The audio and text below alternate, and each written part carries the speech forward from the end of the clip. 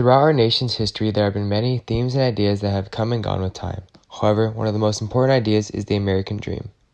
The American dream is the ideal that the government should protect each person's opportunity to pursue their own ideas of happiness.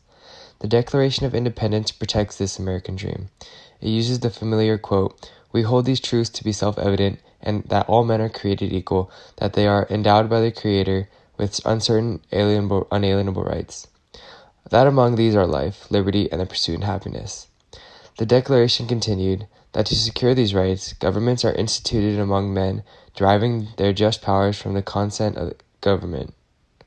The Founding Fathers put into law the revolutionary idea that each person's desire to pursue happiness was not just self-indulgence. It was a part of what drives ambition and creativity. By legally protecting these values, the Founding Fathers set up a society that was very attractive for those aspiring a better life. To the drafters of the Declaration, the American dream could only thrive if we're not hindered by taxation without representation. Kings, military rulers, or tyrants shouldn't decide taxes and other laws. The people should have the right to elect officials to represent them. These leaders must abide by the laws themselves and not create new legislation. Legal disputes must be settled by a jury rather than the whim of a leader. The Declaration also must specifically state that a country must be allowed free trade. That allows them to contribute their utmost to society. This is the belief that the best way to ensure national progress is to protect citizens' rights to improve their lives. In 1931, historian James Truslow Adams first publicly defined the American dream. He used the phrase in his book, Epic of America. Adams' often repeated quote is, "The American dream is that the dream of land in which life should be better and richer and fuller for everyone, with opportunity for each according to their ability or achievement." Adams went on to say that it is not a dream of motor cars and high wages merely, but a dream of social order in which each man and woman shall be able to attain the fullest stature of which they are innately capable, and be recognized by others for what they are, regardless of the fortuitous circumstances of birth or position. This charm has drawn millions of immigrants to the U.S. shores. It has also been a compelling vision for other nations. The American dream was made possible by settling that was conducive to prosperity, peace, and opportunity. Here are the three main geographic, economic, and political factors.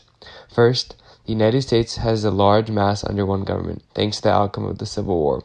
Second, America has Benjin neighbors. That partially is due to geography. Canada's climate is too cold and Mexico's is too hot for them to create powerful economic threats.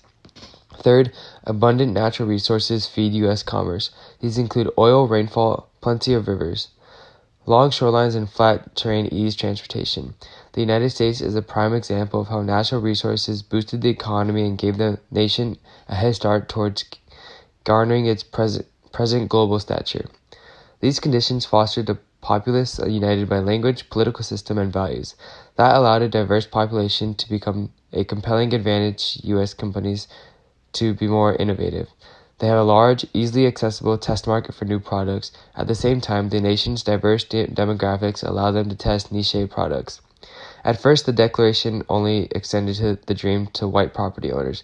However, the ideas of inalienable rights were so powerful that laws were added to extend these rights to slaves, women, and non-property owners. In this way, the American dream changed the course of America itself. In the 1920s, the American dream started morphing from the right to create a better life to the desire to acquire material things. This greed-driven version of the American dream was never truly attainable. Someone else always had more. This greed led to the stock market crash of 1929 and the Great Depression. President Lincoln granted the dream's equal opportunity to slaves. President Wilson supported the voting rights of women. It led to the passage of the 19th Amendment to the Constitution in 1918. President Johnson promoted the title of Civil Acts Right of 1964 that ended segregation in the schools. It protects workers from discrimination based on race, color, religion, sex, which includes pregnancy or national origin. In 1967, he extended those rights to over 40. President Obama supported the legal benefits of the marriage contract regardless of sexual orientation.